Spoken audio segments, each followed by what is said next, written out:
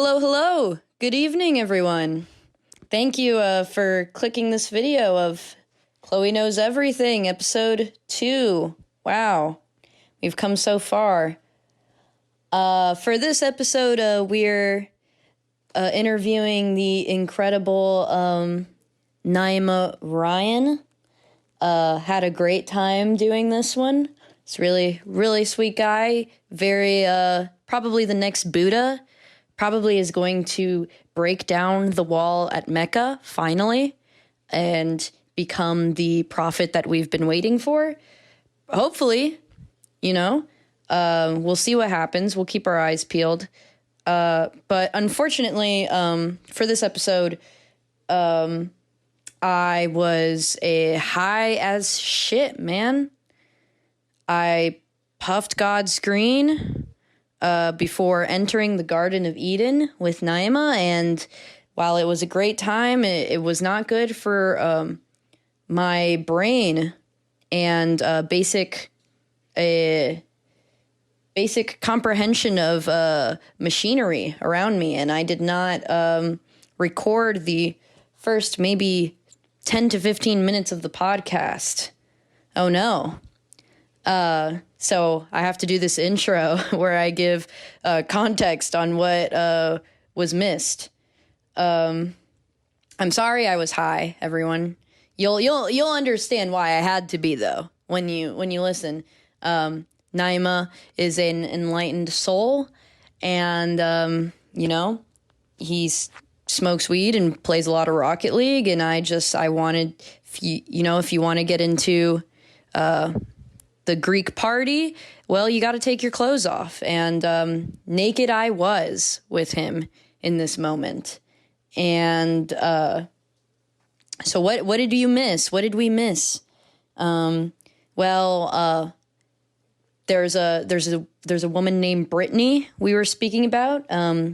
Brittany, of course, being that motherfucking Benjamin, that damn za spreader, that fucking goof shooter. You know what I'm saying? It was weed.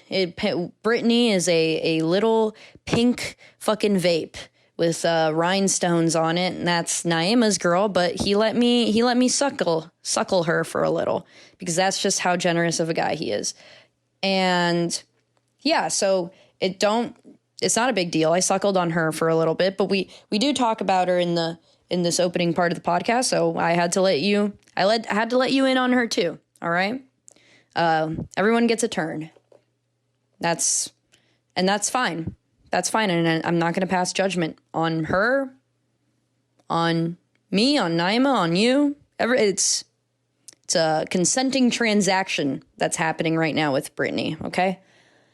And, we start the podcast off talking about a philosophy book that Naima recommended to me. He told me he came into my home and knocked down my door, and he said, "This reminds me of your show." And the book was called, I don't have it in front of me, but it was like something stupid like, when I figure out the meaning of life, they change it. I'm going to say it on the podcast, but I'm just letting you know that when I say words along those lines, I'm talking about a book that he recommends to me and says, "This is just like your show." And so we open the show with a little bit of sort of musing on this book that neither of us have even read in its entirety. Because this is a well-educated, well-informed podcast, and I only want to deliver the best content. And yeah, I think that's all that you need to know in order to understand what's about to happen to you. So relax, close your eyes, don't be in the moment, be present, don't fret. We will be gentle with you. If I can guarantee anything, it's that, all right? So spread those ears and take a listen. Bye-bye. I love you. This is a podcast. This is a show where I don't know anything.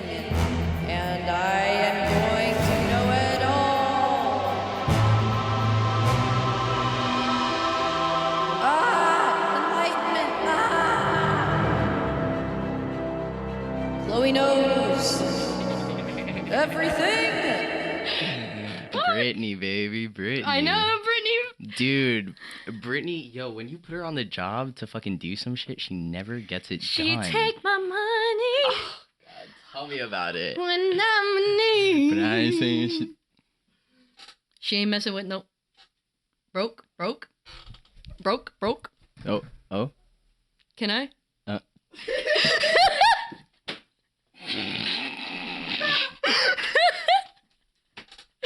Live on Wickiv. Chloe saying the N-word. Tune in. If I get 15 DMs on Instagram Jesus in the next 5 minutes. Dude. No, I'll be thinking it, but I won't say nothing about it. What am I to do in this position? Okay, let's get back. Chloe. Brittany! Every time every time I find the meaning of life, they change it. Dude, it's true. Yeah, I agree. You know, we went over the first chapter. Yeah. We did that. Okay, that was something we talked about. Yeah. Was like, you describe it. So the first chapter. So essentially, every chapter opens up with a quote that symbolizes the ideology of a philosophy. Mm-hmm. And so the first philosophy starts with hedonism. And so the quote is... Yeah, let me get it. Little ASMR. Do not spoil what you have by desiring what you have not. Remember that what you have now have one... Whoa. Remember that what you now have was once among the things you only hoped for. Epicurus, Greek philosopher. It's always hedonist. them damn Greeks. I mean, yeah, I hate it. Man. It all comes back from them. Dude, I get it. If you're fucking like... You're having a Dionysian fucking ritual, man. Like, oh you're yeah, getting a little hedonistic. You say this shit. Yeah. I feel like I would have a lot in my possession. See, but how is he a hedonist in saying this? Because to me, this quote points to like a stoicism or something. I would say this quote points to the idea that you are supposed to live in full pleasure. So you are supposed to go only if it's going to please you. That is the only reason why you make that option. It's yeah, but do not spoil what you have by desiring what you have not. Isn't pleasure desiring what you have not? I mean, that's like an interesting, like, that's also something that comes in conflict for me with the quote as well, is that it is kind of like pleasure does come from this like idea of like, oh, like I haven't had this. But I think there's also like, I don't know, there are like mundane pleasures or things that are constant pleasures in some way. And yeah, like don't stop me from having a cup of wine before bed. Yeah, exactly. Or like, I don't know, don't stop me from having my coffee in the morning. Yeah. I'm going a little crazy. I'm getting hate Dunkin' that. today. I hate when people try and stop me. Hey, man. Fucking King People Arthur. do try and stop you, you know. People will try and stop you from buying Dunkin'. Yeah. Well, because why? Because it's bad coffee. Yeah, I can't remember the last good thing I got at Dunkin'. A PSL.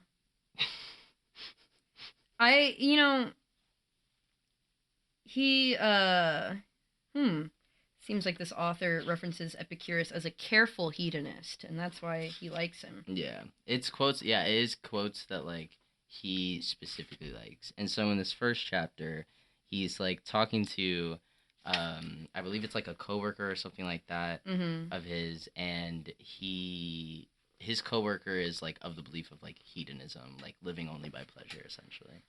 But he runs into a dilemma of, like, oh, I have all these options, but, like, what do I choose, essentially? Like, what choice should I make?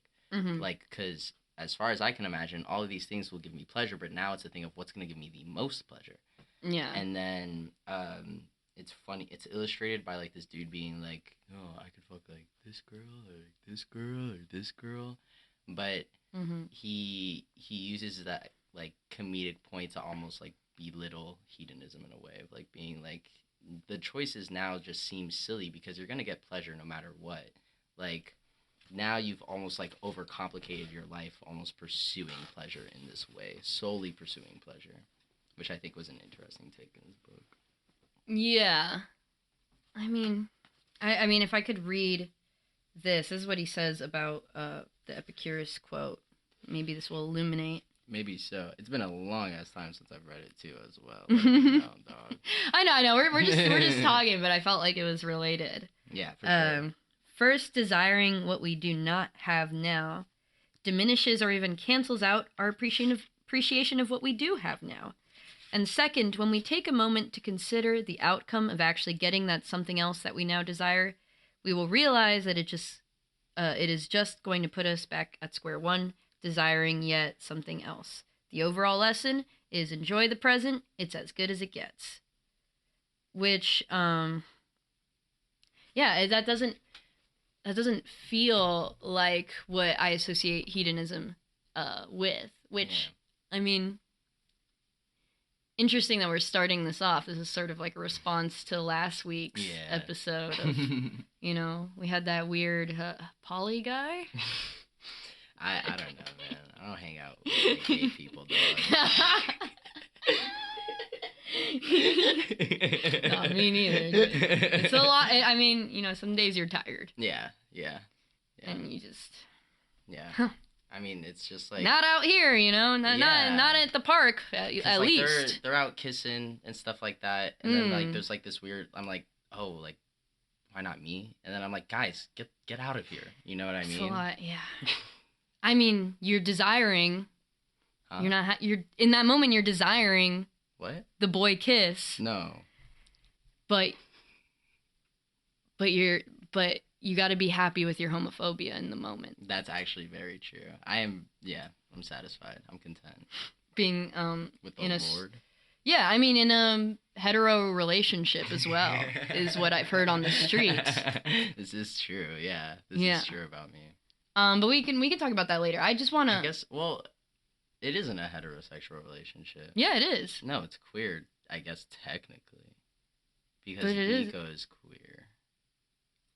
I don't know. If you want to get like I don't know. Oh yeah, but because like it's always the I mean I always see like the bisexual ladies with boyfriends online being like I'm in a queer relationship because I'm queer. Like sorry, they go by they them pronouns and stuff like that. Oh, okay, yeah, I get what you mean. Yeah. Yeah. Okay, well, whatever. Yeah. Anyway. Ayo. Semantics. Hedonism, though. How y'all fuck? That's what the people want to know. That's why they're tuning in. Dang, really? The people want to know that bad? Wow. Shit. I'm getting calls in. Oh, we got it. No, I feel like within my relationship, like it's not. I guess my take on hedonism, because there was a really large period of my life where I was like, yeah, like I live my life by pleasure, like 100%. Mm-hmm. But then pleasure was still very subjective to me. Like pleasure could even mean like not enjoying a moment or sacrificing something so that then someone else could feel pleasure, so that then I would thus feel pleasure. But like even still in that relationship of pleasure, it's not really healthy, you know? So I feel like within my relationship, like as far as like pleasure goes, it's just kind of like we are two happy people that, you know, like enjoy each other, and we kind of don't overcomplicate it in the ways of like being like, okay, like I don't know, like min-maxing the pleasure, if that makes sense. Yeah. Which is that's not what like, I don't know. That's also not to say that that's what like polyamory is, or like what like being in an open relationship. Yeah, I would say that it's not min-maxing. No. I think you're definitely flipping a coin most of the time.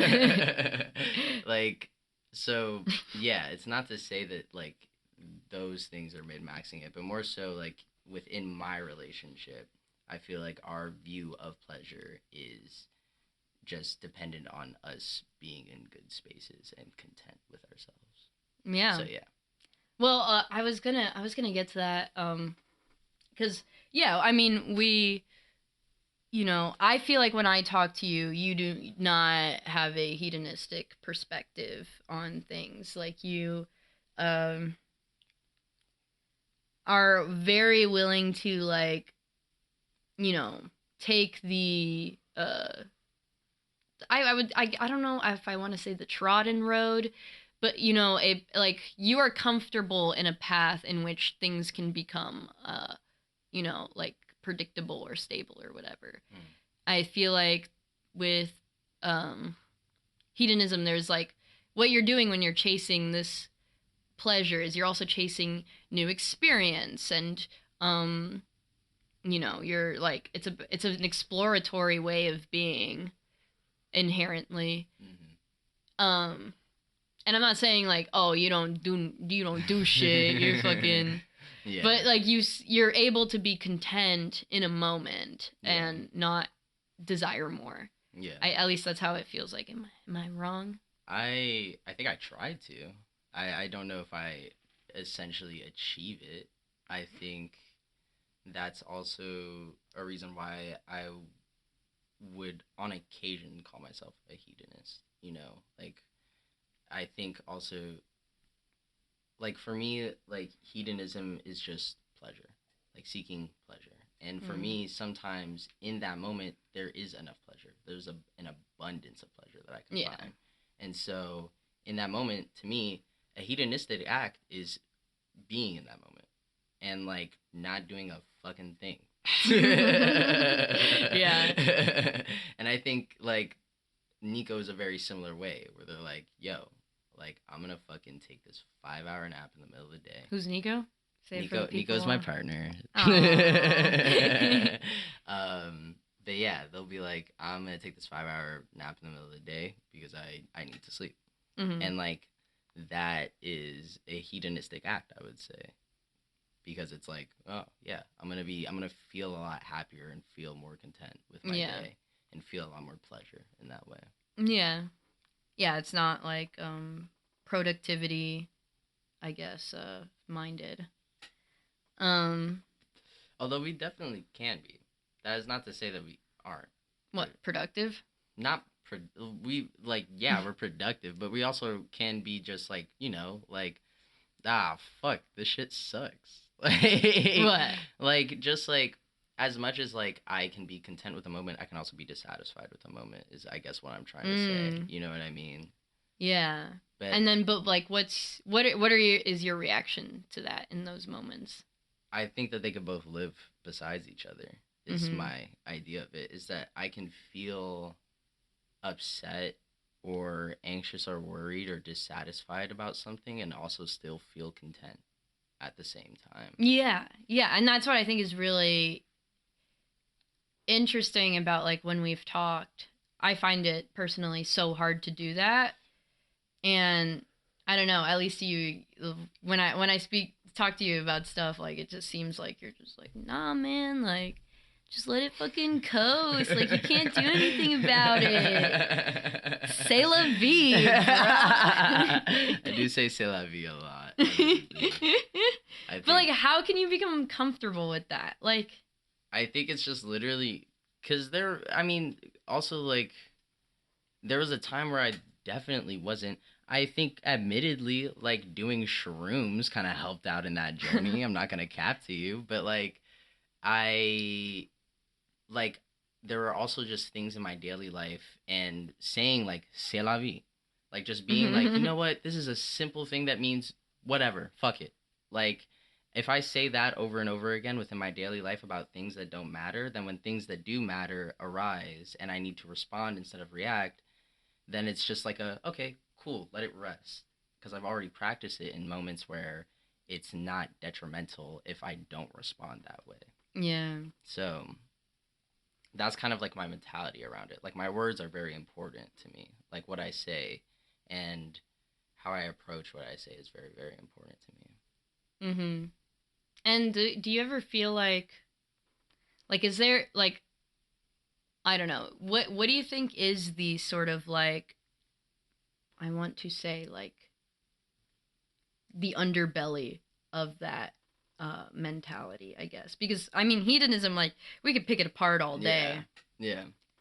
Do you feel in yourself like there is a point in which like that trait of you becomes like, can become toxic in a way? Like, can it, like, have you ever felt that in yourself? Or Yeah. I think I can be, because I think I am a spontaneous person inherently, and I think I can become like obsessive over like chasing spontaneous moments, if that makes sense. mm-hmm. And so like I'm like, oh, like this thing could happen if like if I go in this route and do these things, like something could happen. And then like when that thing doesn't happen, then I'm just like, then I take it as like, oh, it's because of me. And then like I just pile it onto like my insecurities and stuff Oh, like that. interesting. So like when you try to act on the world, that like rejection can become so much that like this is a preferable way to look at things of like, well, if I'm not sort of like trying to chess move my way to this particular moment that I want to happen, then, how do I start that sentence? And then you said, dude, it's on the tip of my tongue. It's all good. But like, I guess what I mean is like you've sort of I mean, c'est la vie is like, feels like it is. I mean, it's an answer to a lot of neurosis, but that's particularly your neurosis. Yeah. Is that Yeah. you do shit and then when it doesn't work out, you're like, fuck. Yeah. C'est la vie. Yeah. Okay. Yeah. Yeah. I should just go back to that. Accurate assumption. Yes. Yeah. That's exactly right. Yeah. Essentially, it's just like it. I think I have the tendency to focus on when I feel levels of rejection more than anything else when I start to feel vulnerable. And so by having that attitude of just like letting things be, like it allows me, I feel like, to be vulnerable when the time calls for it, and also just be more patient with myself overall, typically. Yeah.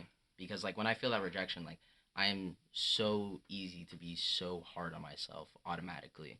And like that is something that like people have noticed about me, and they're like, "Hey, I don't get it. Like why do you do that to yourself?" And I'm like, "Yeah, I wish I didn't. Like it feels like shit when I do. Like I wish my brain didn't do this thing." But then there's even a thing of just like being like, "Hey, like sometimes your brain is just going to do that. Like you even have to just accept that that is going to happen." Yeah, that's part of you. And then it's just like, "Oh, well, then I could just like kind of sit and let these things happen around me in my brain and just like observe them, you know." Mm-hmm. Well, see, I feel like that it feels so similar to how I feel like I think. I feel like how a lot of people think. And it's interesting how we all react in such different ways. I don't know, because like in those moments for me, like I find it really impossible to let go. And I think, okay, here's what I think is the thing. Is like, maybe I'm wrong, but like you have a large personality. You're very funny. You take up like a lot of space in a room. Chloe. Yeah, it's the truth. But you don't feel narcissistic. I hope not. Fuck, that's like my number one fear. You have to, because you're a theater kid. Yeah. Like that's like my number. Like I feel like thank God I didn't actually go into theater, because then I would be. You know what I mean? Yeah. Like I think like I've just been like like so close to so many narcissistic personalities within my life that it has become a model that I detest heavily. Because no, and I find that fascinating because like a wise man, told me I deal a lot with also intense self-loathing and like putting everything on myself, everything that goes wrong.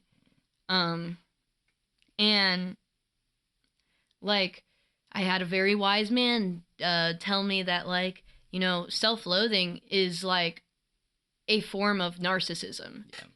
It's a form of self-obsession because Yeah. to hate yourself, you have to like dwell on yourself and sort of like think you are the shit, Yeah, right? like think you are the center of attention, that everyone is thinking these thoughts about you. You Yeah. know? At least Well, for even me. you're thinking those thoughts about Yeah.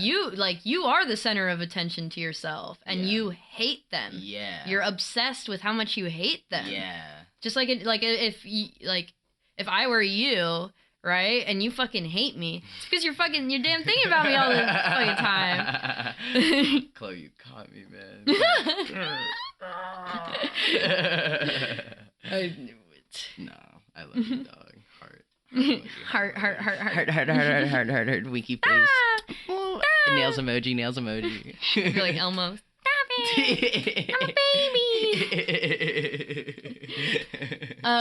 Yeah, like it's like this. It's super like this form of self-obsession, and like so you don't feel like that to me, I think, and I could tell when people are, you know, I feel like most people are, but like you don't feel like that. You feel very monk, able to like separate yourself from your ego, and like I don't know. There's a Naima outside of the mind. There's a Naima all around or some shit, bro. Dude, you make me feel like the Buddha, man. Holy fuck. I know. Yeah, maybe I'm hyping you up. Yeah, you're hyping me up too much, dog. What if I lose it all? Because you got a porn hat on. Yeah, it just says fucking porn, it says dude. porn, and then it like says Starboy underneath it. Oh. Yeah. Even with the porn, you're dreaming, man. You're looking past Earth porn, man. You watching stars combine and being like, fuck. Damn. You're orgasming with the universe. Them. Fuck. Up there in the clouds. And you are, dude. You're orgasming like across time. At the beginning and at the end. Dude, I genuinely, I really appreciate that, because a lot of times it does not feel like that. I must admit. Very genuinely so. And I think that is, like, for me, I think also, like, it doesn't come exactly from, like, a place of, like, I hate myself.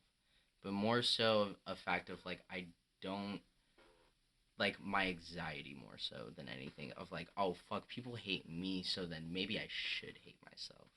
Thinking like, oh fuck, like everyone doesn't like me, like everyone like must like think that I'm annoying, or like think that like, I don't know, like that this thing that I said like is like fucking like, I don't know, that I'm being narcissistic, or that like I have this hyperfixation on my actions and my movements that, you're right, is narcissistic in a way, also because like I'm only thinking about myself. Yeah. But then also narcissistic in a sense that I'm thinking that everybody is thinking about me. Yeah, that's what you said. And like for me, like that's where I was like, oh, but I'm not thinking about anyone besides myself right now. So everyone else is probably having a similar experience.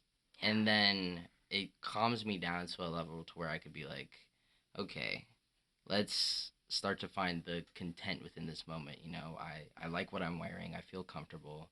I'm playing Rocket League. You know what? That's good. I have Brittany with me. Me and Brittany, oh gosh, do we get a good time going. Holy fuck. And love my wife. And, you know, I'm in a relatively good place in my life. Relatively so, I would say. I'm content with my life. That's good to recognize. Yeah. I think so. I think it's helped me a lot. So yeah, it's like those things that it's just like, okay, like it's not that I don't deal with the thoughts. It's more so that I calm myself down. I take myself down from a notch. I have a strategy of thinking when I get into those obsessive thoughts more than anything. That's so good.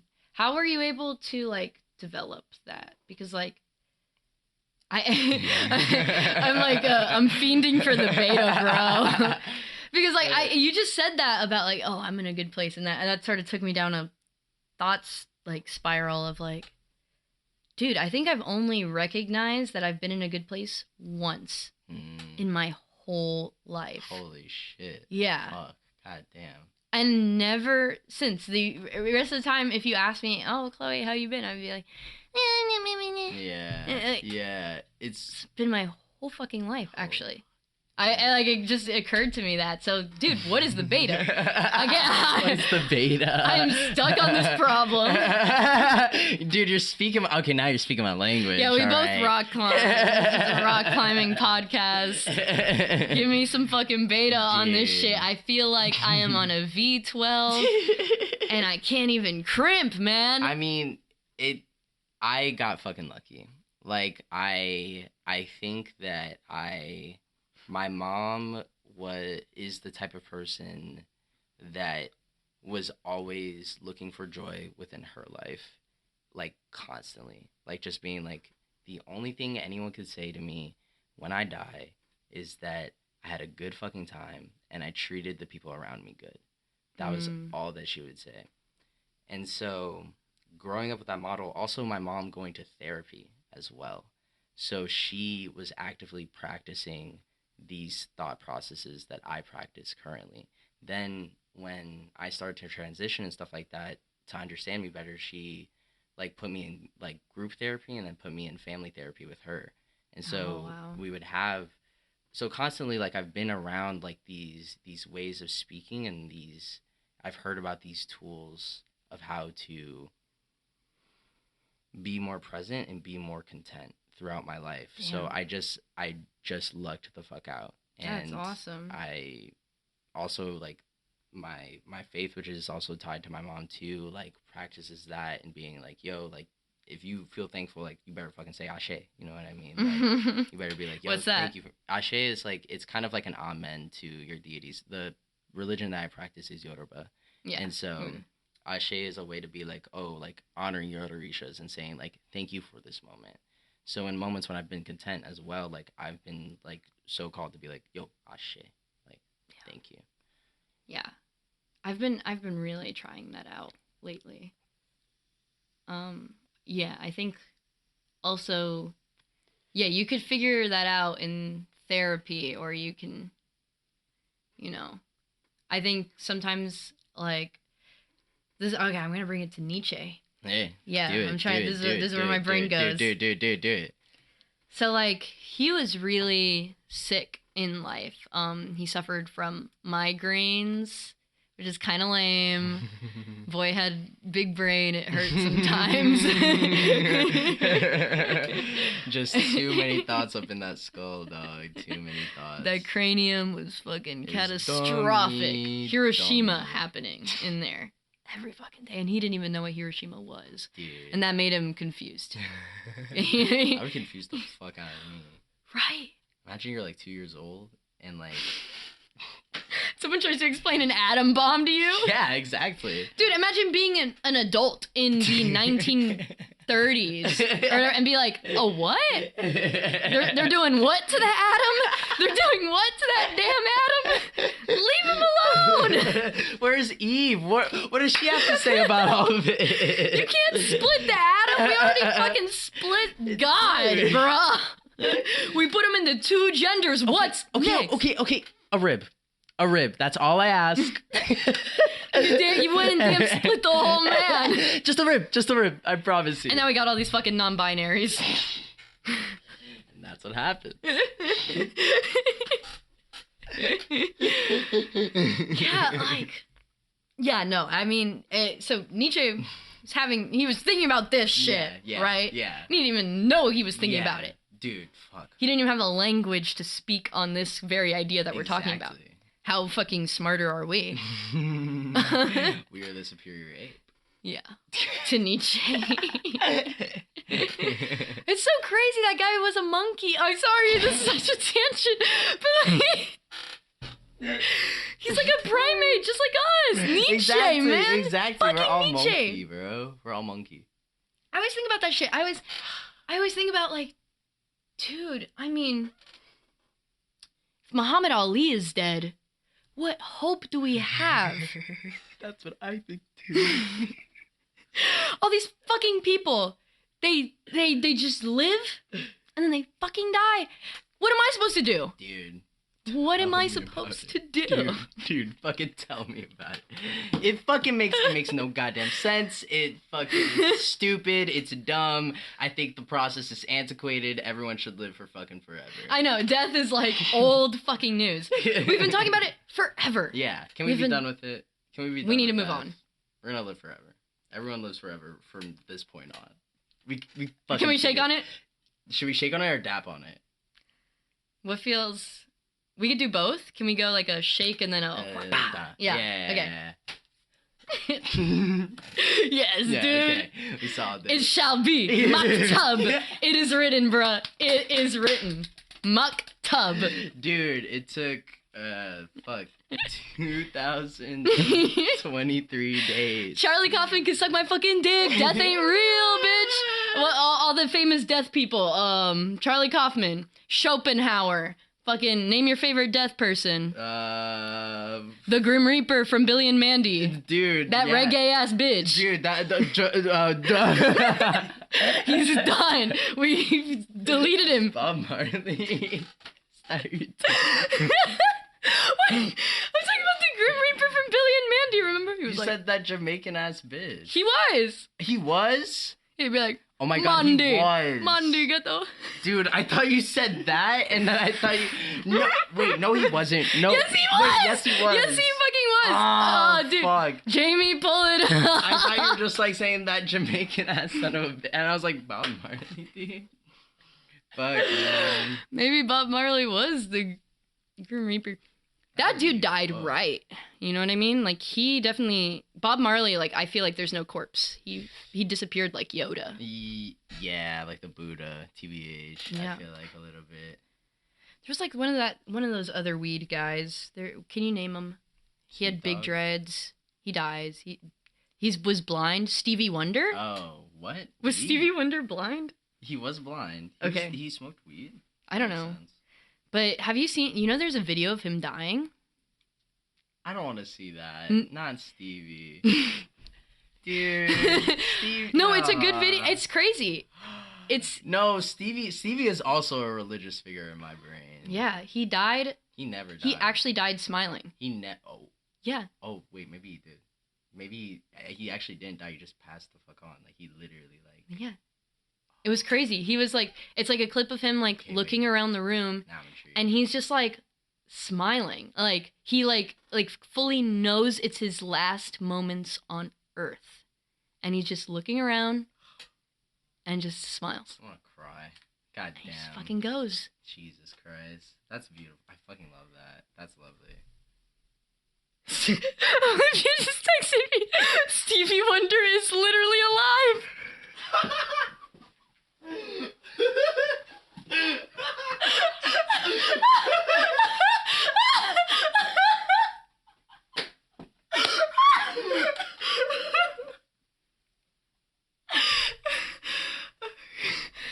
Shit, dude. And may he continue to live, dude. I'm sorry.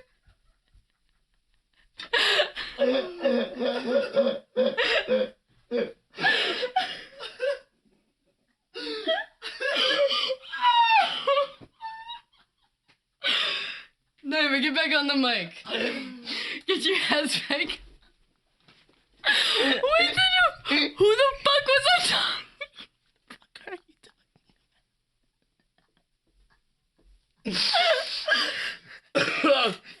Holy fuck. Oh my god.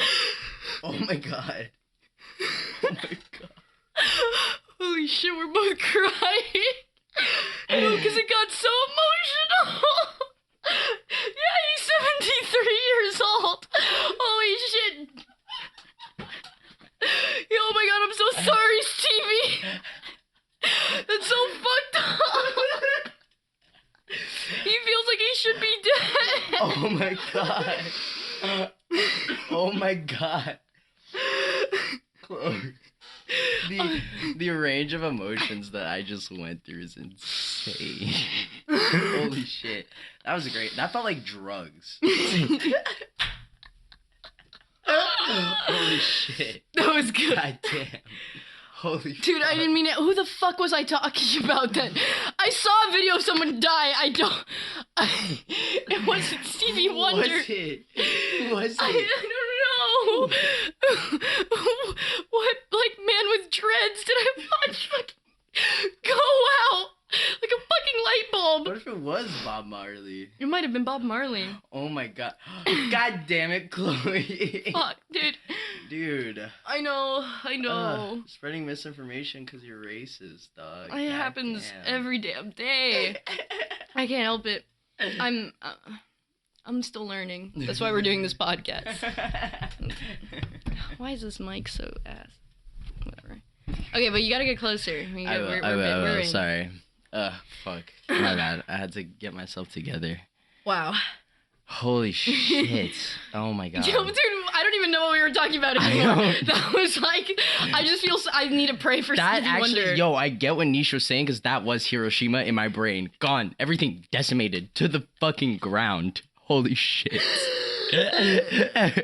Dude, no, it was worse than Hiroshima. You don't even have a concept of that. The next thing, that's what's crazy, and that's what we were talking about. It's like these fucking people that are way smarter than us couldn't figure shit out. Yeah. Yeah. True. Fuck. And Stevie Wonder's alive, so maybe he fixes it. Yo. Maybe he's the final one. Yes. Dude, Stevie Wonder doesn't get to die. Oh yeah, can I have water? Sorry. Wait, I thought you were trying to cheers me. Sorry, Jamie. No, Just... giving you water 'cause you're Yeah. Brittany, god damn. She give me that throat chlamydia. Dude, and to think I was just about to hit Brittany, bro. Fuck. Stop hitting her. You tell her you love her and then you smack her ass up. Listen. Get your shit together. We're talking about Nietzsche. Dude, it's not like that. It's not. Mind your own business. How about that? All right. We're on an interview show. To you? Has Brittany been talking to you? No, she doesn't. She hasn't texted me since she's been with you. I don't know. Listen. I have a feeling there's like those two things are connected. Listen, can you talk about fucking Nietzsche? Yeah. All right. So Nietzsche was fucking horned up and sick. And so he was pretty much in hell. When you're horny and sick, you're in hell. And dude, I don't know. I mean, like, I think where I was going with this. He spent a lot of his life in intense pain, and he would write these journals from when, like, once the pain would stop after, like, you know, a week and a half of just writhing in bed, unable to, you know, get up. He would, like, you know, write these fucking big long things about how much he loved life and how much he affirmed life and all its misery and all its depravity, because the fucking moment of clarity of when you're out of pain and, like, you know, things, you know, you realize you can get better and things can get better, just that moment of clarity where it all feels worth it. You're like, oh, dude, God is good. He is just, you know? But, like, so I feel like this is, like, the one moment in my life where I have been able to get to that point where, like, I can be more chill and happy about, like, small little moments, like, oh, I'm playing Rocket League, or, oh, I'm doing it. I mean, I don't play Rocket League, I'm not a fucking nerd, but, No, you play League. But I'm not happy. I'm not affirming life in that moment.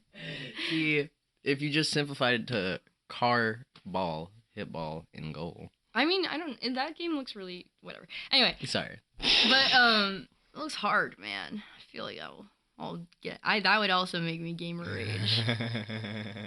That's understandable, dog. It does to me, too. Sometimes I'm not gonna cap. But net positive. Net positive overall, yeah. I would say. Yeah, I feel like now recently I've been able to do that a little more, and just to be like, this is nice and this is nice, but it's a hard thing, man. It's really hard. It is really hard. Like, it's not this is also not to say that it's like easy in any manner. Like, it's something that I think I will still struggle with, even though I like am doing alright.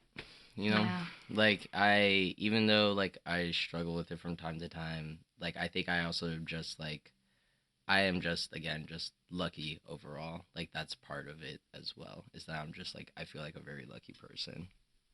Yeah. I mean, I think, yeah, that what you described about the upbringing, I was like, dude, I mean, you had the optimal conditions Yeah. to turn out normal. Yeah. Yeah. And I'm very thankful for it. I'm very thankful for it.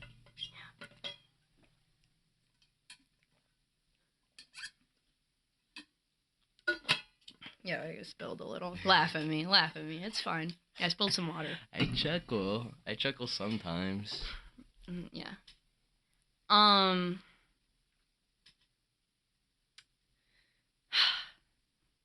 Dude. No, dude. I mean, it's just like, yeah. We're that's the thing, right? It's like you have to accept too that you are going to continue to struggle forever. Yeah. Yeah. You have to be okay with that. As Sisyphus would say. Who up pushing they rock? Yes, sir. Yes, sir. Sorry. No, I wanted you to say that. That was a planned response. Good. We got him. That's a good one. Yeah. Who are pushing they rock. I mean, it's like we all are pushing our rocks, and we can't fucking get along about it. Yeah. Not fucked up, man. Yeah. It doesn't feel this is high me talking. This is me being my like little whiny baby self. But like it's like Go ahead. Fuck, bro, I'm up pushing my rock. Why doesn't anybody notice I'm pushing my rock and like help me the fuck out? That's true. Yeah, it does feel like that sometimes. Yeah, I admit. But then you gotta be like, well, everybody's pushing their damn rock. Yeah. And I mean, sometimes... And that damn rock fucking goddamn heavy. Yeah, sometimes somebody's got a rock I just don't like pushing.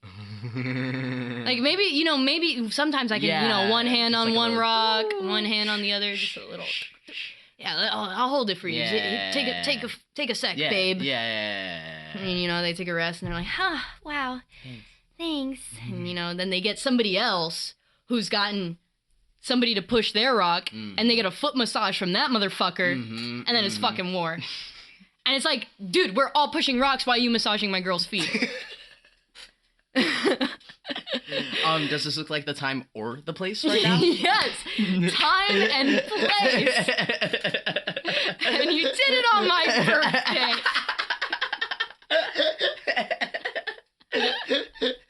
Goddamn. Yeah, I fucking hate when that happens, man. But it's like, sometimes you're just gonna be like, well, at least it's my birthday. You know what I mean? And at least my girl's feet are being well massaged. Can't be mad about it. Yo! You a rock cuck. I've been cut. I mean, and that's the thing, is like, we're all cuckolding all the time. Yeah. To everyone else's pleasure and suffering. We're all just a fucking world of cucks that hate cucks. Well, we're all cucks who hate ourselves. I was about to say, do you find cuck to be a pejorative? Like, like if you ask me in my heart, yeah. Like, I would never lovingly be like, you're my favorite little cuck. You know? You're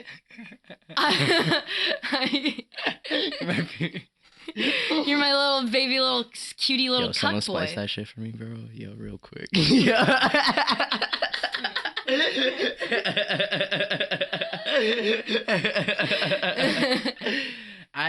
I feel like in my heart, no. I feel like in my heart, cuck is just is. I feel like, honestly, cuckdom is a position to envy, goddammit. Whoa. Why do you envy the cuck?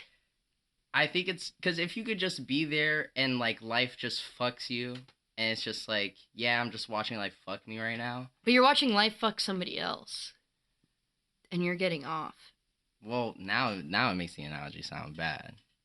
I'm taking it from the perspective that it's just like you're watching life fuck you, and you're just like, happen.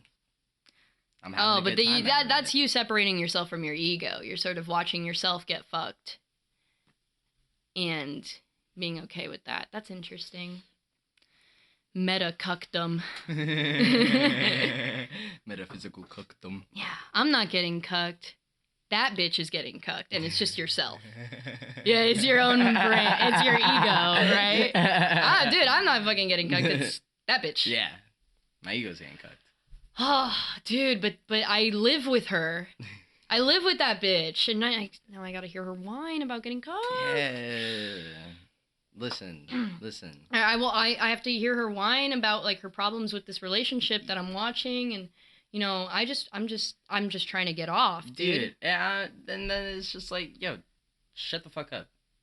That's why I tell them, I'm like, yo, shut up. It's fine. You're fine. You're just. How do you do that? I'm just literally like, yo. Yeah, you hold her down, you choke her. Whoa. I'm much more gentle. I'm like stroking the hair. Aww. I'm like giving like little kisses on the forehead, cheek, and then it's like. But isn't don't you look at your own ego and be like, that thing is disgusting? No. And I think that is where I am lucky, genuinely. That is very beautiful. I don't have that position of myself. I have spent a lot of time with myself, and I've spent a lot of time with myself, I think, in healthy enough conditions to have a very good standpoint of myself overall. And when that's the thing about my anxiety that freaks me the fuck out, is that it's like, oh, I know I have this good standpoint of myself, so then why are you hurting you? Like, it's almost like my ego, like, being like, left hook, uppercut, right jab. Like, it's like, hey, man, like, why are you hurting me? Like, I've been helping you this entire time so then you could be chilled and, like, calm the fuck down, and now all of a sudden you're trying to take jabs at me. And then that's when, that's, like, the confusion of it, I would say, is that me taking jabs at myself, almost. Yeah. And you feel that, like, confusion, and then what next, right? I mean, so, I guess, on a bad day, I would feel that confusion, and I would react immediately to it. On a better day, I feel that confusion, and I am able to recognize it and calm myself down from that point. It's like almost like, yeah, like in that case scenario, like it's like my ego is like, I'm like trying to be like, hey, like, like it's okay, like we'll fucking like get pizza tonight, like please be chill, like. Yeah. And then he's like, you're your own bitch, yeah, kind of. and then I'm just like, yeah, I mean, yeah, I dude, that's so true. Okay, it's like the fucking, you got the missus at home. Yeah. You got that ball and chain bitch, and happy wife, happy life. You gotta give her spa days. You gotta give her time with her girls. Yeah. But I don't even think of it as like even in a derogatory sense of like ball and chain back at home. Like even then, like, that's true. I think of it in a sense of just like, yo, like this guy is freaking the fuck out. What the fuck is up with him? Like, why is he distressed? Like, I think of it almost as like, I don't know. Like a tiny little creature. Yeah, in like a lot of ways. Like I guess a creature worthy of empathy. Yeah, I think so. I think I'm a person worthy of empathy. That, yeah. Like, even still, that's what's happening. Yeah. Like it's still like even hard to say out loud at points, but it's important to say to yourself, even though it feels like, oh, like I don't know, like this is this like narcissistic thing, but then that's my ego being like, it's like, hey, everyone is a person worthy of empathy. If you have that position of it, then you are worthy of empathy. Yeah. I think it's so interesting. I heard one description of that feeling that I always relate to a lot. I forgot if it was from Antkind, like the Charlie Kaufman book, or maybe it was Dostoevsky. Dude, I can't believe those lasers are getting crossed in my mind. Kaufman or Dostoevsky, man. But yeah, that's me. You've been in your little hermit crab shell, just Yeah. like rearranging the same photos over and over again. That's a really good way to put it. I am. I'm doing like Knives Out, like just taking the evidence and being like, okay, what if I arrange it this way? Will I be happy? Goddamn. But wait, okay, what was I saying? Oh yeah, where it's like other people, for me at least, feel like trees or something. Like you don't call a tree pathetic. Yeah. Or, fucking dog on a tree. Mm. The worst a tree can be is, sort of peripheral, it passes in and out of your consciousness. But like you don't hate a tree. They're nice. They're like life-giving. They're beautiful. You like some trees better than others, but goddamn, they're all good. Mm-hmm. And I think it's hard for us. I mean, I'm speaking for myself, but I'm sure a lot of people can relate. It's hard to realize that you are also a tree. Yeah. You don't feel like it. You feel like a loser who is not a tree. You're looking at a shitload of trees and you're like, dude, that seems like lit. Yeah. Why can't I be one? And you literally are. Yeah. Yeah. You're like a tree willing itself to move, but it doesn't have, it just can't. Like, you ever think that they're thinking about that? You ever think a tree is like trying so hard to move? And then it's, and like it only's got its roots, so it's like pushing out and out and out, and it's just, that's him trying to move, man. That's interesting that you think that it's just battling reality. You think that it's an attempt. Why do you not think that thing is not moving? Well, I think it's trying to move more, and it's doing, but the best it can do is like, root thing, maybe it moves a couple inches to the right or some shit. Like, why do you think that it is also not satisfied moving upwards? And why do you not think that it is not satisfied within its still position? I don't know. That's sort of me anthropomorphizing it, right? Yeah. I'm like, oh, a tree must be like me, and if I were a tree, I would feel really stuck. Mm-hmm. I would really want to move. And so I'm like, dude, they must be tortured. That tree is fucking in hell. No, it's not. I just think it's interesting because, like, yeah, like my position of it is like, damn, that tree has got figured out because it is so still. It does not feel the fucking need to move and jitter about. It just wants to be right the fuck where it is. And it gets what it needs, and it brings it all the fuck back home.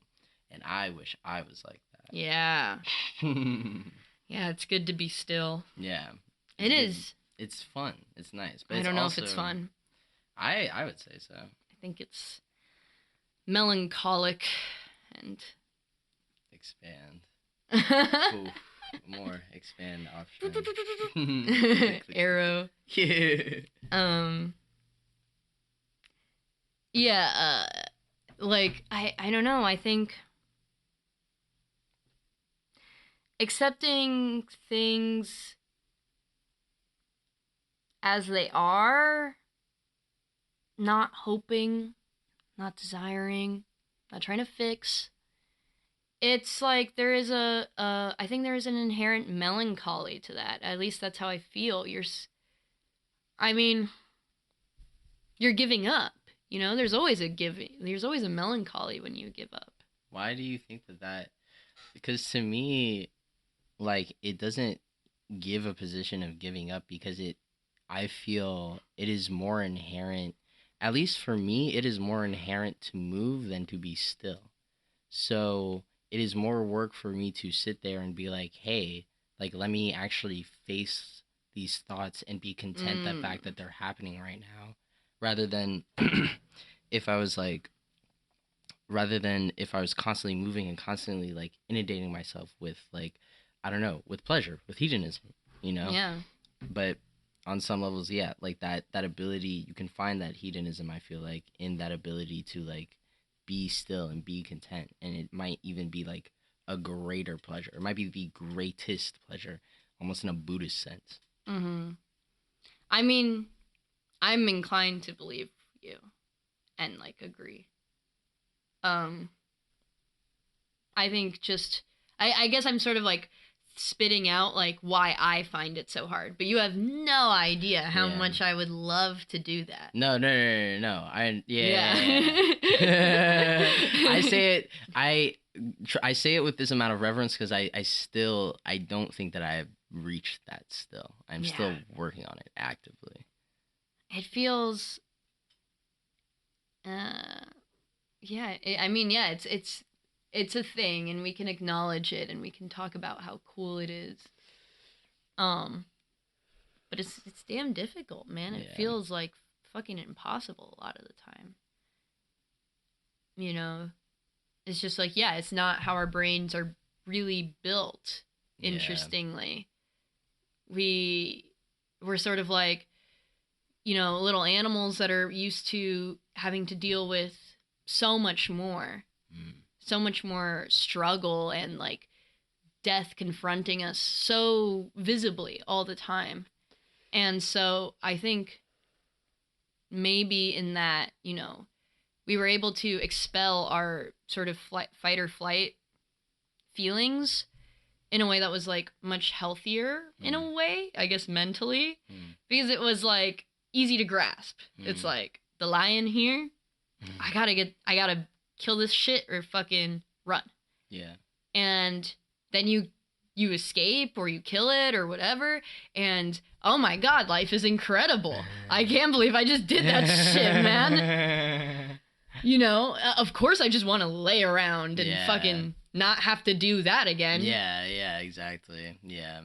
But even then, you know, it's so we're so weird. We'll I think even back then we would purposefully put ourselves into that for, like, I feel like there are like hunting traditions or whatever, you know, like when a boy is to become a man. Yeah. You make him go do some wild shit to prove himself. Make him go kill something. Make him feel like a real man. Yeah, you make him walk across hot coals or fucking circumcise him while he's still awake. Circumcise a 13-year-old boy with a damn rock. Goddamn. Yeah. And, I mean, yeah.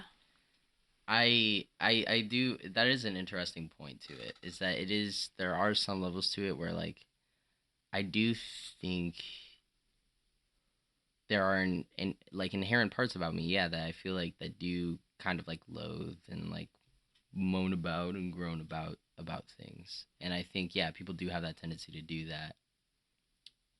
But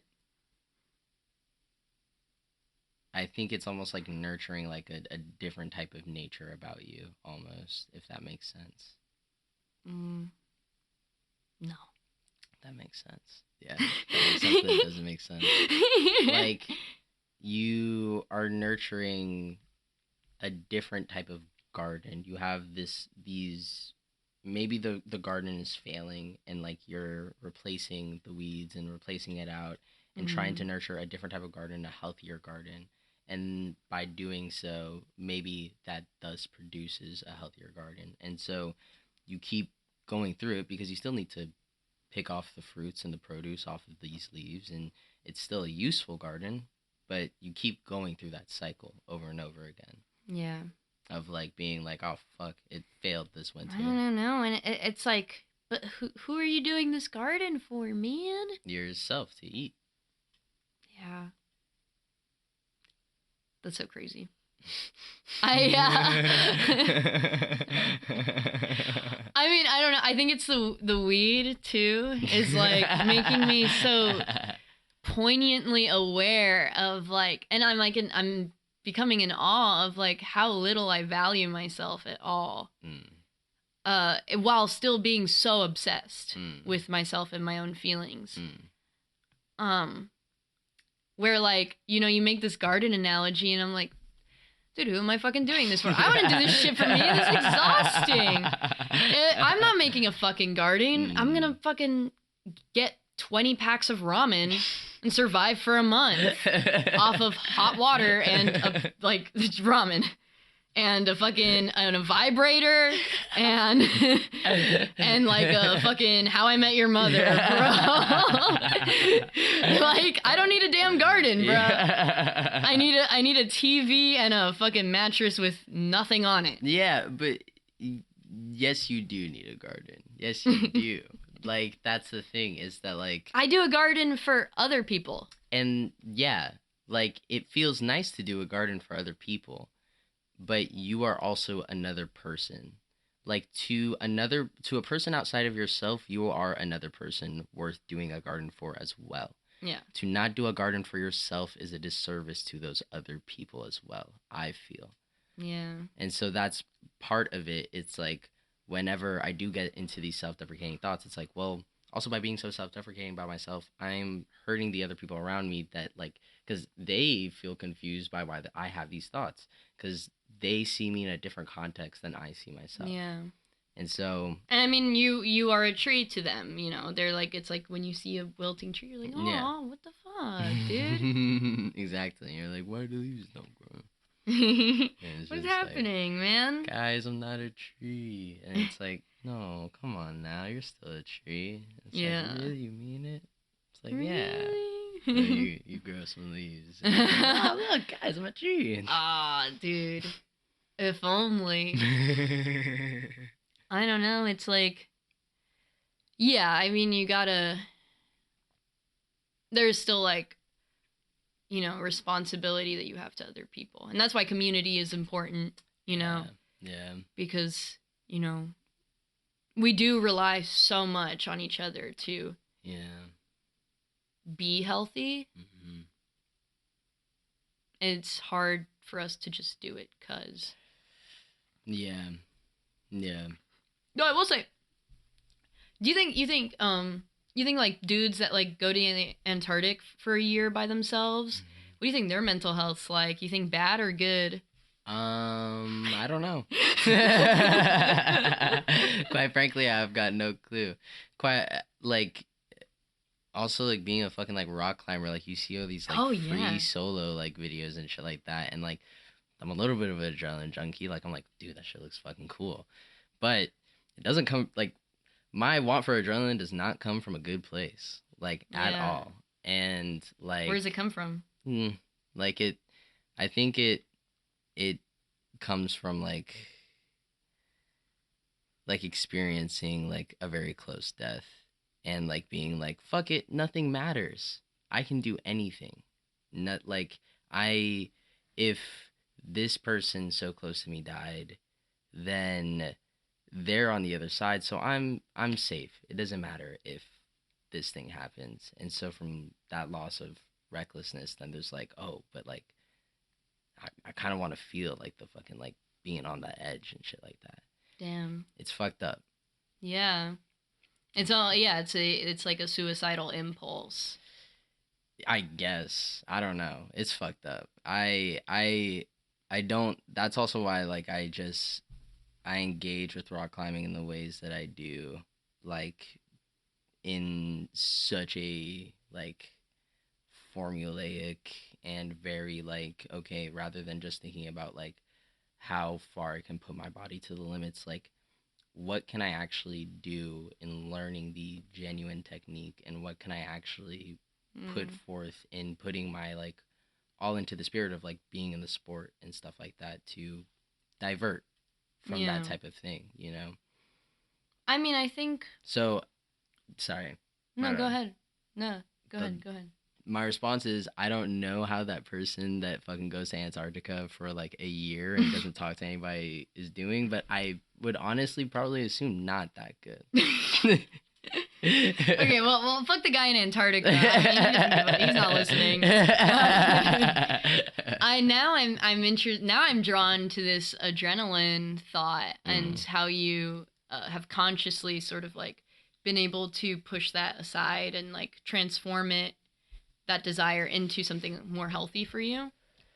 And it makes me think about, you know, everybody. I feel like this is most people.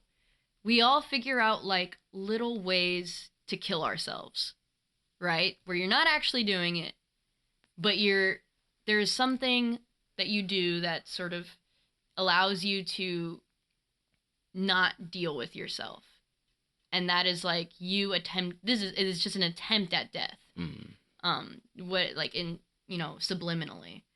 I feel like everybody has that. And like what you're describing is like very similar to thoughts I've had about like other activities or something that, you know, allow you, and you know, it's not even necessarily a bad thing. I feel like a lot of things that we do every day are just like little ways of killing yourself, like meditation even, right? I feel like it's not so, it doesn't come from a place of self-destruction, but it is like a, I think that's the thing that I find unhealthy about it, because there's also a truth in that you're dying every day too. Like, yeah, there's also a truth in that it doesn't really matter. yeah, Like, but I think that's the thing, is that, like, it scared me because I was like, that is self-destructive. That is not even you taking punches at me anymore. That is you, like, just hurting me. Just genuinely hurting me. yeah, And so, like, that's why that is part of the reason why I became so obsessive about it, was because, like, I started recognizing that I was like, oh, like, what if I, like, fucking, like, scale this building? What if I fucking, like, climb this shit? What if I climb this shit? And, like, there's a part of it that's like, hey, how good is this hold? Like, there are very, like, innocent parts to it, but then there are things that I'm like, what if I just climbed it? What if I just fucking just tried it and I didn't give a fuck and I was just up there? yeah. And then it scares the shit out of me, and I'm like, dude, you would die. Hey, Dude, I mean, buddy. that's a good fucking feeling. When no, like, genuinely, when you put yourself in a spot where you are really confronted by death. You're fucking self-destruct to a certain point, and then you're confronted with the next moment, the final step in the self-destruction. And that feeling that your body has of like, don't do this to me. It's doing everything it can to keep you alive in that moment, mentally, right? It's like, you know, locking up your fucking muscles, your head is spinning, you're just like, holy shit, holy shit, holy shit, holy shit. That your body sort of fighting back. I think, at least for me, well, like, obviously I shouldn't be getting to that point, probably. You know, it happens sometimes, and for me it always feels very reassuring. It's like, okay, something in me wants to live. Yeah. So I should probably honor that. Yeah. And, like, it's also, like, not your fault either that these things happen. Like, sometimes shit just happens too, you know? Yeah. Like, sometimes thoughts just come in your brain, and it's just like, fuck. And you just have to fucking sit and deal with it. C'est la vie. Yeah. Yeah. I know. Then you go and play Rocket League or some shit, man. Yeah, high as fuck, you can play Rocket League, and then you go climbing afterwards. Then you get high as fuck before you go climb. And then after you've done putting yourself in adult daycare, you feel a lot better. Yeah, that's what it is. You're just like, all right, little one. Throwing a tantrum. Yeah. Get your ass back in daycare. You need a daycare day, fucking diaper baby bitch. At least that's what I say to mine. I'm sure you're much nicer to yours. You're going, oh, my sweet little angel. No, I'm just going, like, okay, diaper baby bitch. Come on, let's fucking, go. I kick her. We're gonna back into her fence. Well, I mean, that's also the thing that, like, therapists say. It's like, imagine it's like younger you. I hate young me. See, and like like, you shouldn't feel that way. I feel like young you would have been dope. I feel like young you would have been a really cool kid. I mean, I always tell people, like, I don't miss childhood at all. I hated it. What? Wait. I'm just... Fuck. I'm so confused. No, I don't know. Like my honest sort of take on that. I mean, that's the thing is like you don't miss childhood. Yeah, I don't miss childhood. What did you think I heard? I thought you said, "Oh, I miss childhood. I hate it," and that's what confused me. I'm I was sorry. like, "Wait, whoa." Yeah. I didn't enjoy my childhood. I mean, it wasn't fine. I didn't get like molested or anything. Like it's chill on that front. Like, I mean, like I'm not okay. That was a little rash. But like, I feel like when somebody goes like, "I hated my childhood," like shit happened to them, right? Yeah. No, I mean nothing bad happened to me. I think I was just, you know, I mean, I've been self-loathing for like as long as I can remember, since like even like I think in the first moments I recognized myself as a human, I hated it. Like I think the moment from the moment I woke up in life, I was just like, get me out of here. I've always wanted to leave my own brain. And so it's worse when you're a kid because then you have these thoughts and you're physically too tiny and dumb to do anything about it or like to really understand what's happening. Yeah. And so I think I spent a lot of my childhood very, very angry and resentful and feeling powerless. Like a little baby. And I think, I mean, I'm not to psychoanalyze myself, but I think it's why I'm so, like, macho and fucking, like, an asshole now. Because, like, it's just, like, this little me who wanted to be buff my whole life. And They probably look at you, though, and they're like, yo, fuck, goddamn, finally, holy fuck, no way. That's awesome. she would be pretty happy. I think she would. The one thing I think that she would like is that she would find me really funny. That's what I'm proud of. I'm like, oh, thank God I became funnier as an adult because that's worth something to me. And I think it's been worth something to me my whole life. So it's something to be proud of. Everything else I could fucking flush. It's fine. You're like, at least I'm funny. Thank God. So yeah, I think going back to what you were saying, like, I think it's, for me, when people talk about therapy and it's like, you're healing your inner child and you're talking to her and making sure she's okay. Like, I don't have empathy for that bitch either. I don't have empathy for her. I think she was an asshole, dude. Yeah. I don't think there's ever been a point in my life where I've been good. I don't know. This is the weed talking, bro. I was about to say, now we're getting into some shit. Yeah. We've been already kind of getting into some shit. But, I mean, I'm really trying to think about it. Because I also, like, now in my life, I feel very comfortable with myself. But there was a point in my life before that where I didn't. I woke up every day and I felt extremely uncomfortable and I felt extremely frustrated, like, every single day. Yeah. And, like, I just didn't get it. But, like, I think the difference for me was that it was still safe to come back to myself. It was safe for me to be alone. It felt extremely safe for me to be alone. I preferred it, typically. Yeah. And I mean, you said you've talked about to me like privately that you were like nonverbal for like a good not chunk. nonverbal. Or well, you not don't say it like that. yeah. Not nonverbal. Sorry, not as autistic as that. Mild. Jesus fucking Christ. You didn't talk very much. No, I didn't. I did not. I didn't see a need to, and I didn't have a want to, so I just wouldn't. And then because I wouldn't practice socializing, so then, like, when I would have to talk to people, like, it wasn't bad, but it was just, like, awkward a little bit. I'd just be like, I would just do the thing next to them, kind of, and just be like, hey, we're doing the same thing. You want to, like, do it together, Aw, dog. that's sweet. But I also just like didn't really. I was an only child living in New York, so I was just like kind of like in that same position of just like being like taken around everywhere, like in a powerless position of like just being like, all right, wherever my mom and my dad goes, like I go with them.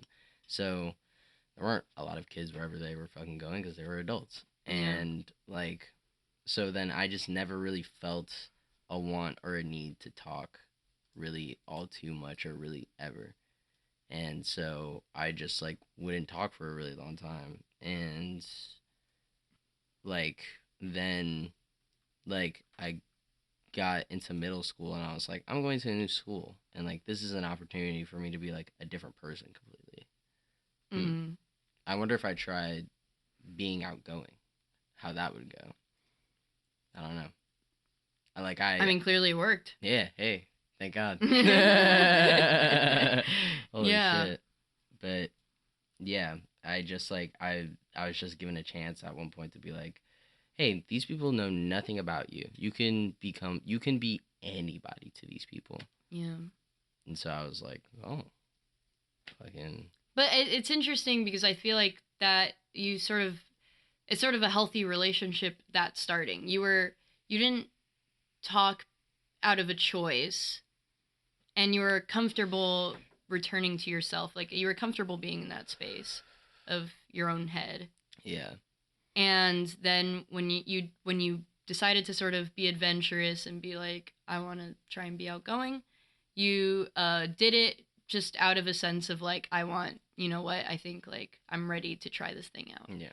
Not out of like I have to or well, I mean, I'm sure you felt a pressure that you have to because it's what's Yeah. happening around you, but you know, yeah, you did it sort of in your own time and it sounds like you have a healthy relationship to that. Yeah. Like, I don't think it was ever like, that's why I'm like, I wasn't nonverbal. I just chose not to speak. I don't know why I didn't choose to speak, but I was just like tired. Like, dude, I mean, you were born. That's a lot. You came into reality. It's kind of like Buddha as fuck of you to be like, I'm gonna take a sec to process this.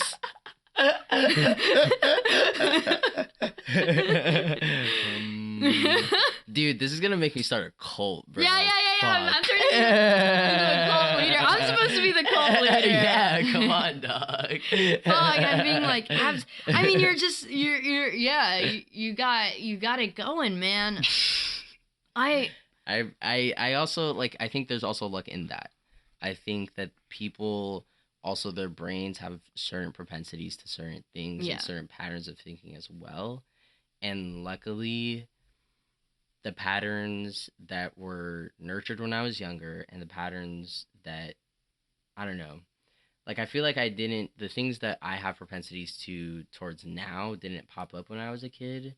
And so like I was just left at a blank slate and my parents did a really good job of like making my environment just a good environment for a child to be in. Aww. Like I genuinely think like overall, like I am just lucky to even have the position that I have on it. I couldn't fucking tell you why I think the way that I do. I just do. Yeah. I mean, yeah, I think to speak to like, you know, that people are born different and stuff with different propensities, like, you know, I think I mean, following this conversation, like, I think I was born definitely neurotic, like in terms of like being higher in neuroticism, because I think it's interesting. I feel like everybody goes through that journey of being a kid and being sort of like you have all this time where you're just interacting with your family, who you don't really even see as people when you're young enough. Yeah. And then like, yourself. They're like, it's like, I don't know. Doesn't even recognize to you that like those are people. They're just like, because they've always been there. Yeah. And you don't even have the idea that like people are like temporal sort of like their own personalities that go in and out and are dealing with shit because you've never interacted with anything else, you know? Yeah, I guess so. I don't know. I don't know. Yeah, I mean, But there's I mean, a whole psychological thing. no. That's Like, me I trying think to generalize. no. Well, I think I just like yeah. I think no. What you're saying is very true, and I think it's a very like healthy thing for children to have as well. Yeah, I don't think it's weird. I think we No. just, go through that. Yeah. But like then that transition into when you start to realize that there are people is like when you start to interact. It is when you make that first choice to be like, I'm going to start interacting with other people, and then your brain starts to make definitions and walls and stuff. But like, yeah, like I feel like my transition into deciding to be outgoing and trying to make friends was also not healthy now that I hear yours, where like I very distinctly remember like I said, like hating being in my own brain, and then trying to talk to other people, failing kind of. I wasn't that well socialized, and then I remember so distinctly, it's like a core memory for me, the first moment I surprised a boy by saying something so funny that he like, was like, you know what I mean? Like that like face of like shock, but also like laughter of like, holy shit. Yeah. And just being like, this is what it's all about, isn't it? I found it. That's really cute. That is really cute though, genuinely. I don't know. I feel like that isn't unhealthy though.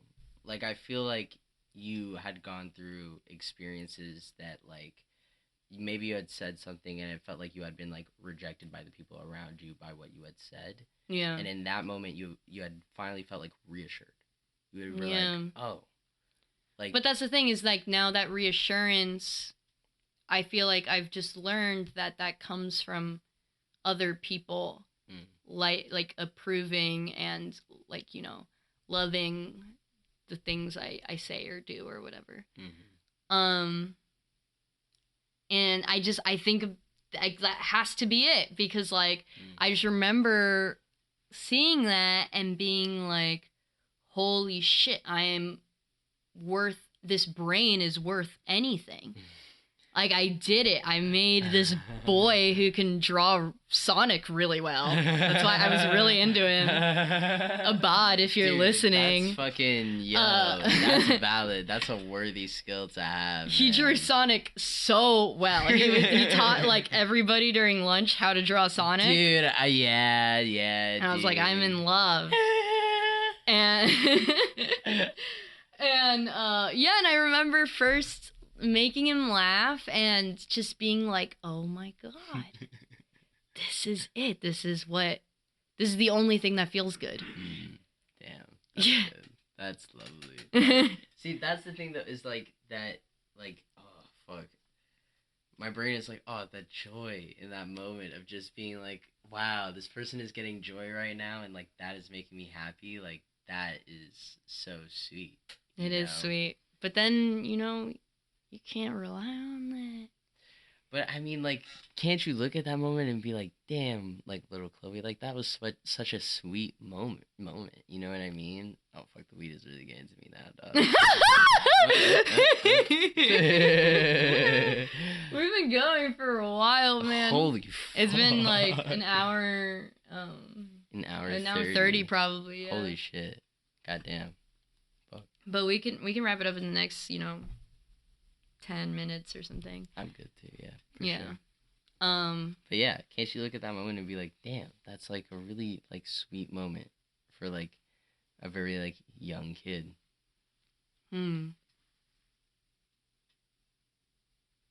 But I just find her so gross. Because you know her. But act as if you didn't know her. Act as if she was just a child in the world. Because ultimately that is what she is. Yeah. in that case, removing all the context of your prior conceptions of this in that moment, it's like, oh, like at least that's how I think of it. Yeah. It's like I disregard all the uncomfortabilities that I had in those moments to also look at like, oh wow, but then there's this thing that like ended up making it like a really sweet and beautiful moment actually. Yeah. But again, I'm a fucking I don't know, man. You're what are you fucking? What are you fucking today?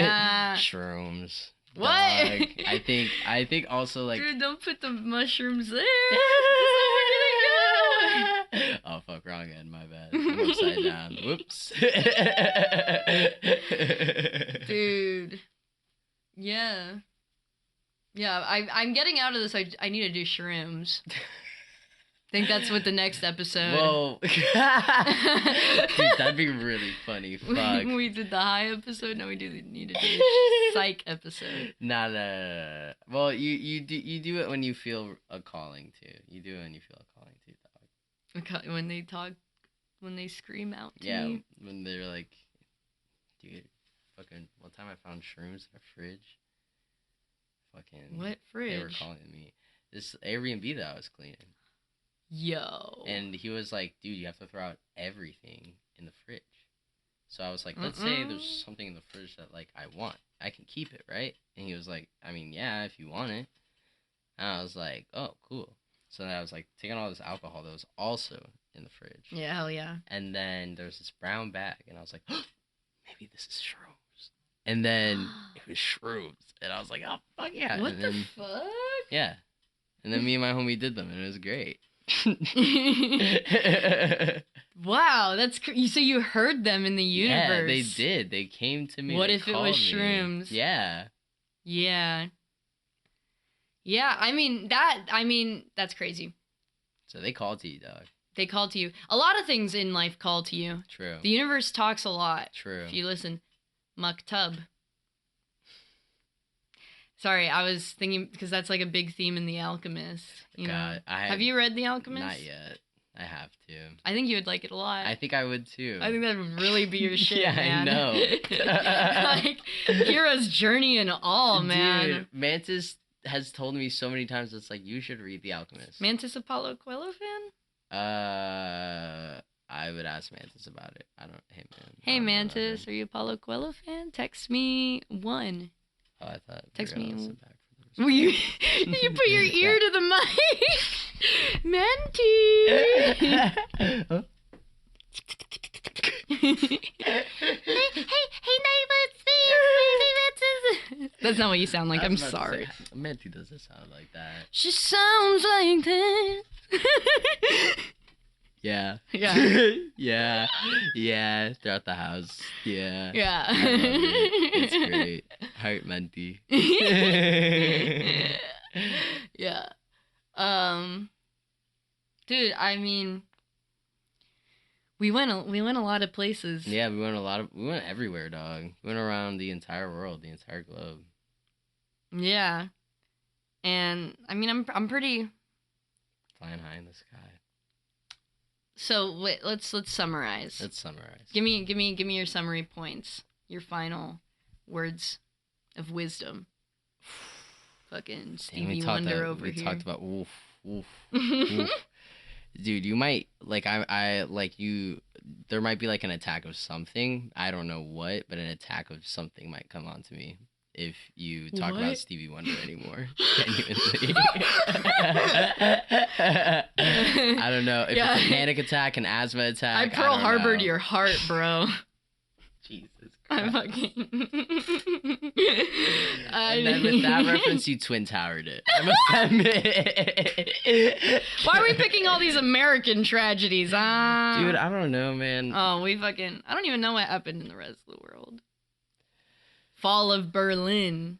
That's cool. Nah, it's cool. That was a really good moment. It was history. a good. No, it wasn't.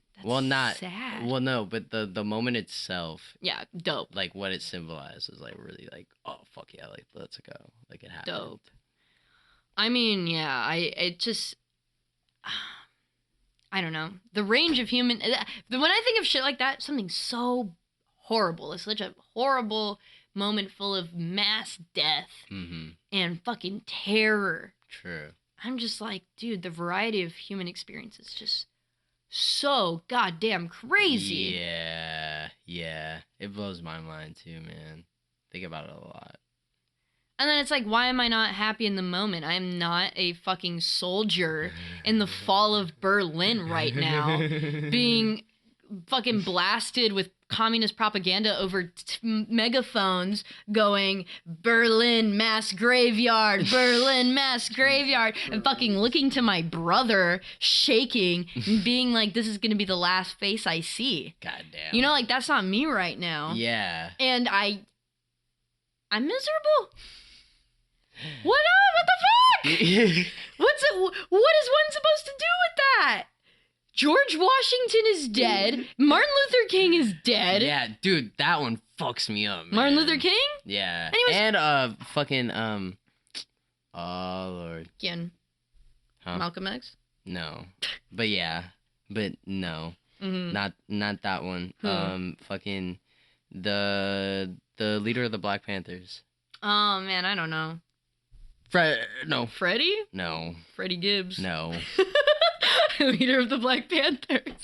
I'm gonna shoot the little gremlin inside of your brain, I swear to God! Hey, hands off the merchandise.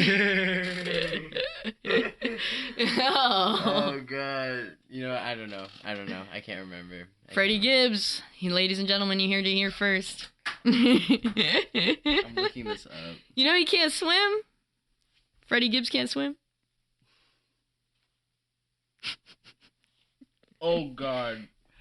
That's He, funny that you said he don't that. stop at stop signs, but he can't fucking swing. Swim. Swim. Cut that. I didn't do that. All right. Yeah. So yeah, you said your final thoughts. C'est la vie. C'est la vie. C'est la vie. Unless I guess that's my final you're trying to thought. fuck. Unless you're trying to fuck hard style, and then you could be a little dirty heathen about it, because sex never hurt anybody. No one at all. Cough.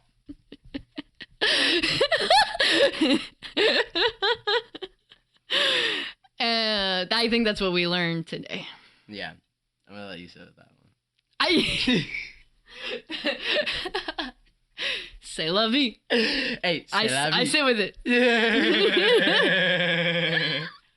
All right.